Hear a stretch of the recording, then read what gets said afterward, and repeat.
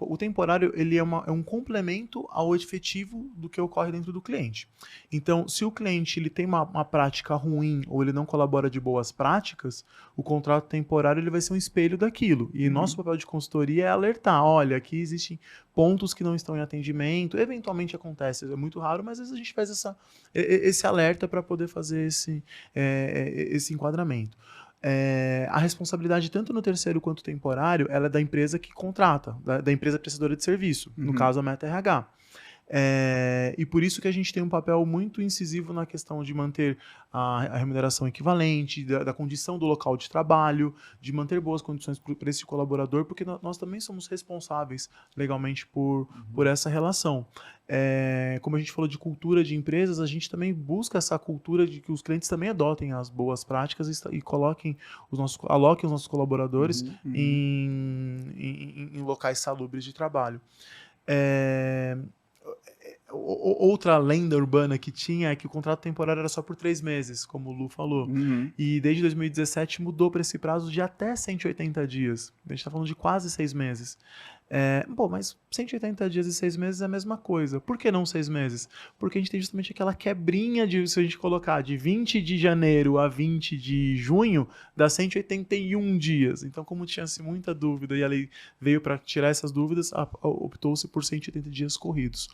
É importante frisar que se o colaborador ele pode voltar a trabalhar na empresa como trabalhador temporário. Entretanto, ele precisa observar uma carência de 90 dias para essa contratação. Não é permitido que o colaborador temporário trabalhe conosco e, eventualmente, venha trabalhar com uma outra empresa na sequência. Isso é entendido como rodízio e isso é uma ilegalidade. Então, é justamente para proteger para que não tenha precarização do trabalho temporário.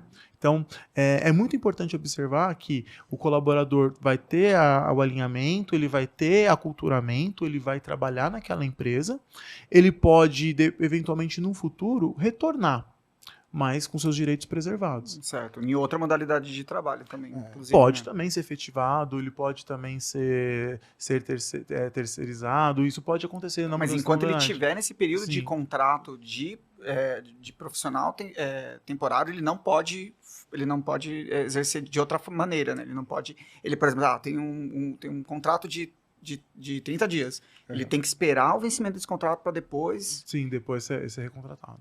Legal. Olê, o Paulo trouxe uma coisa que eu achei muito legal e é uma coisa que eu já vivenciei muito quando você perguntou da questão dos benefícios que a empresa tem, né? E ele falou uma questão do recrutamento e seleção.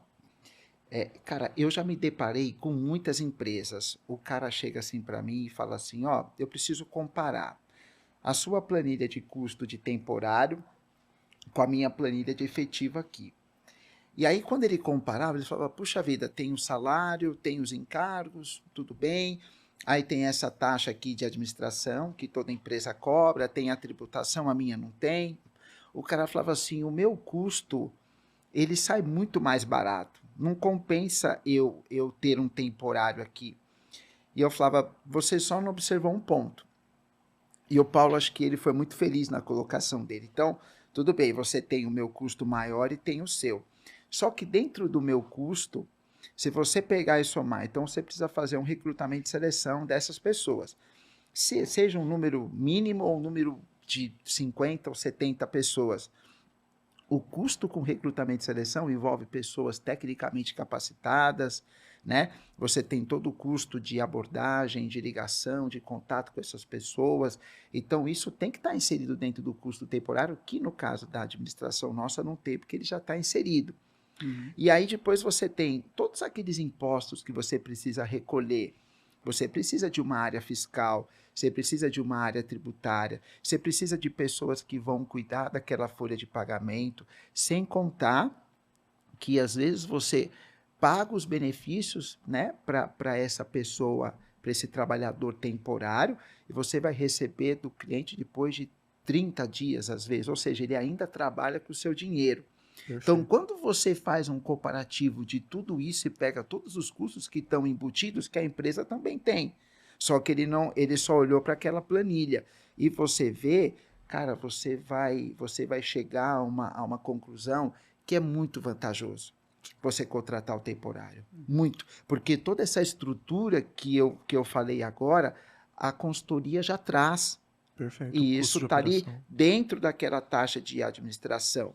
E aí, o cara é super vantajoso, além das questões que a gente comentou do colaborador, que são as questões técnicas de competências, que você vai ajudar muito ele. Então, eu queria fazer essa observação, porque acho que o Paulo falou muito bem.